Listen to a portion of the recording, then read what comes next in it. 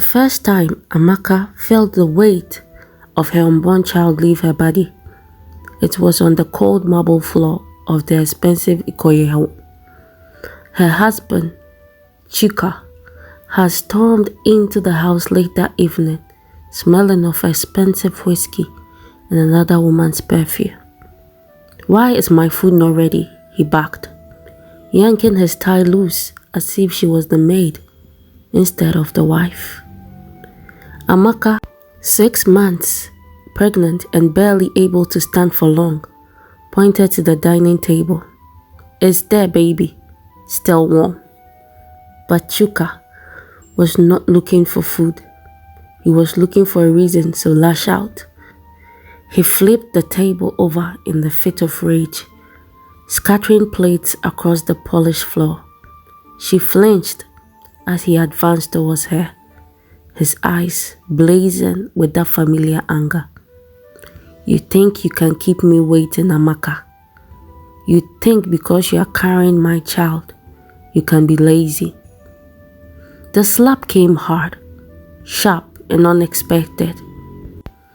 She stumbled back, hit the wall, and before could regain her balance, he shoved her violently. Her head struck the edge of the console table, and soaring pain shot through her abdomen. The gush of warm fluid drained down her legs towards everything. "Chika, my baby," she whispered, her knees buckling. But Chika only cursed under his breath and walked out of the house, slamming the door behind him.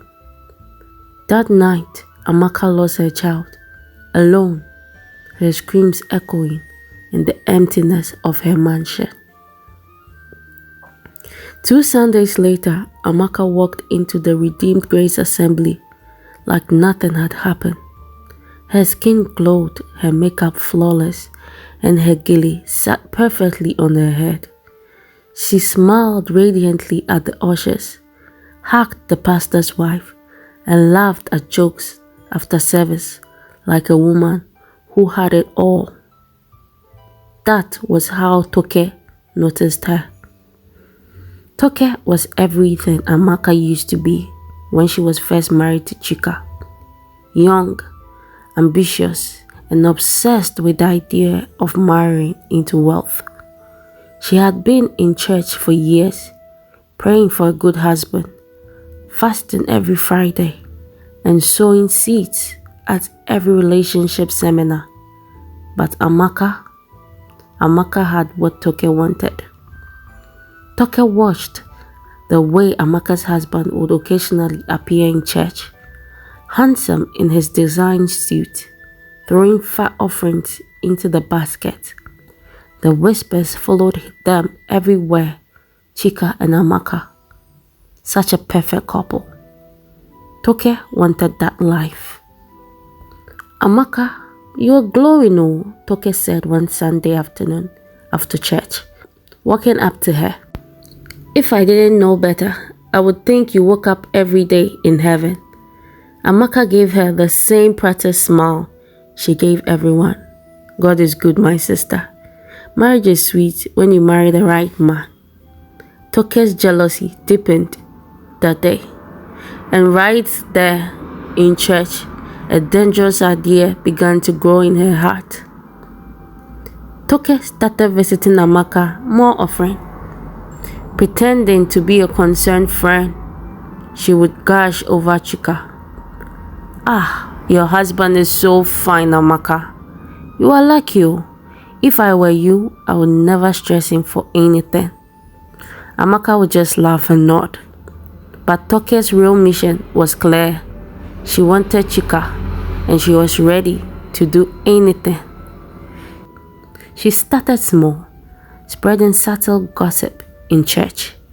"I don't know," she whispered to a group of women during choir rehearsals, "but I heard Amaka is always nagging her husband. You know these fine men, once you nag too much, they start looking outside." The rumors grew loud and spread like wildfire. People began to give Amaka pitying looks, whispering behind her back, Then Toke graduated to bigger sabotage. She accidentally texted Chika late at night, pretending to ask about Amaka's health, but slipping in flirty compliments. She would wear tight dresses whenever she knew Chika would pick Amaka from church. The day Chika finally noticed her, Toke felt victorious. The victory burned into her veins, prompting more sabotages. It didn't take long. Chika was a man who fed on admiration. Toke gave him that in excess, while Amaka was at home, demanding, boring and ungrateful in his eyes. Toke was everything he wanted. Submissive, sweet, and dangerously available. The first time they slept together, it was in Chika's car, parked in a hidden corner of the church compound after midweek service.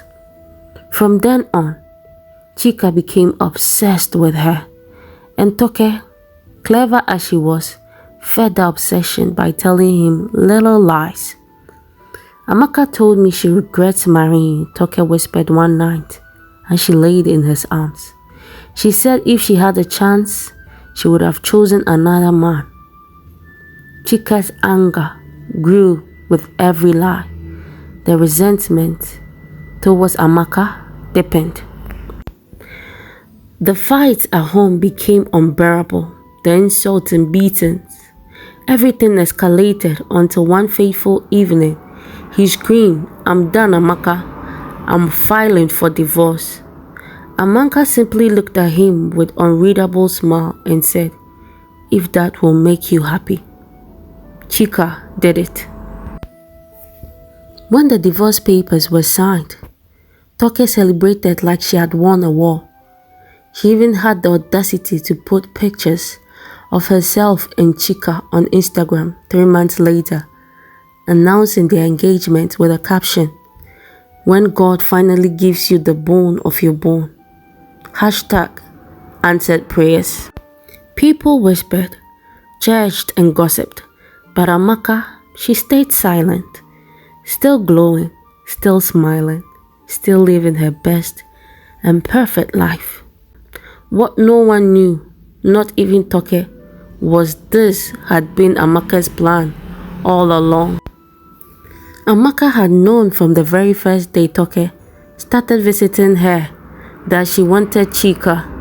She had seen the hunger in her eyes.